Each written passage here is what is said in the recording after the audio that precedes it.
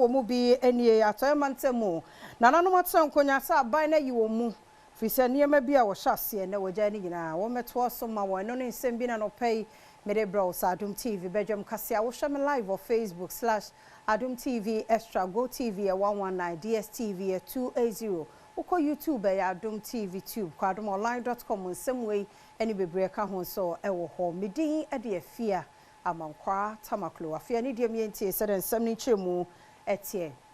adehia ye wo anananan matan konwa wo Western Regional House of Chiefs na nei wondo wakosamoto edwa no wo mu kirem se aban ayi wo mukura wo niema bebre emu wasra aban no niema na wahya ase koko ho akwan illegal mining na ekoso se wonsu wana aban no fa ne nansi fom meboa wo makase no etwase yani Western Region de no kurani yedi yawo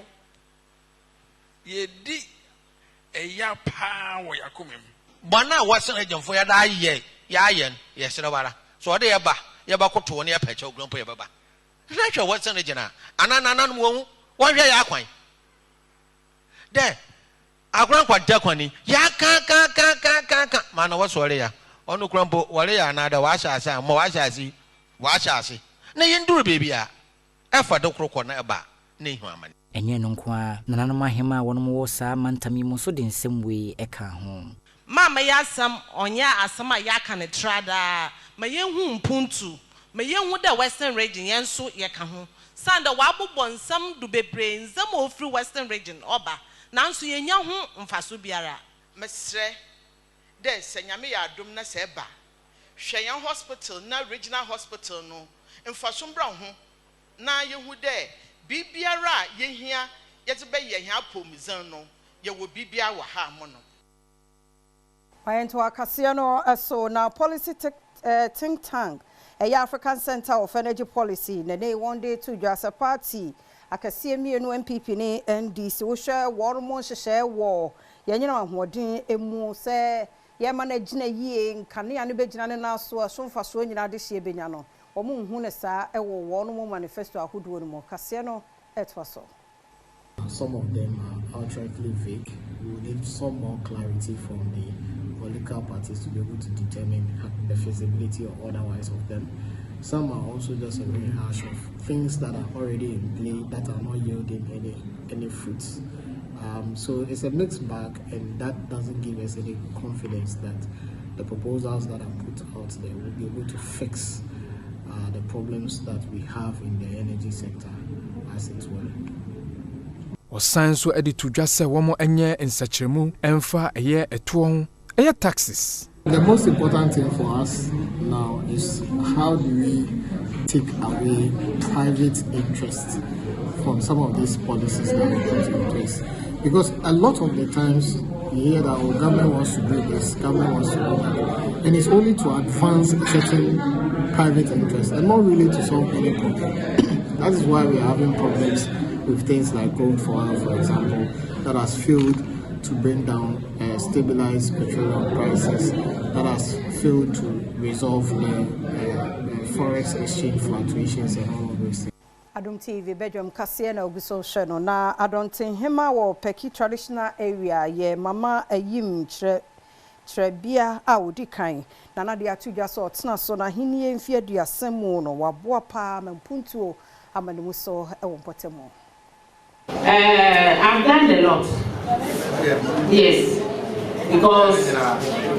when I traveled outside, I was able to help my people outside to reform the Peki Union in the US. And through that, they helped a lot at our hospitals, schools, whatever. I'm grateful to them because they made me proud. Mami efasa akwanya no so etu mabu na wonom ewokrum honom nyina afo. When they get the money, the youth should make good use of it by farming.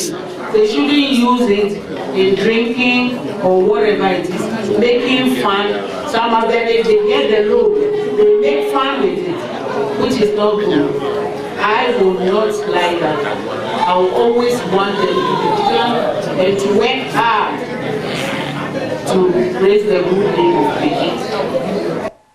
Russia Bejanima, the Shawa Dancia Crofo, Mabaton Pesia, so ye Alex Blankson, and a Mebunubia, one more alcohol, a tea, shiamu, and wapon whom dunum, wama woman, Fidi, any sikas, one ye, one fanquasha where Juma, I say. Wase ase na graduation kese aye no ha ende obia prin kronkron keto am nyina ba ha nyina na ye nyina nka beto aso kwan tenten akọ oboase but me be MP me first time no and am catch up from for say mo hwe no mo to abama me a mehwe na graduation ye no oboase pem aboase pem ye beji ye ho aba krofom ni aba me ba ya na nkrata sam sikasam gemeye bia me ye and ye started say ye into my sir. This is the 4th time this kind of program but you can see the numbers for yourself and uhu enija ewaha uhu akatese bi waha if you any be not upon one hairdresser machine me de mano me wi masama 1,000 Ghana citizens so say on panye dwetre na on pan set up when the baby owo sometimes obi o wawie but sikana odibeye dwetre they are starting a problem on internet na me this sikano me de ka ho etemano most of you betimi dey set up na the juma no wetimi atre maye kese and if I tell you the impact say juma dey way me ye no eye ewo krom ha the number of nkwala see say wo mu enrolling ewo program ha ebeye hu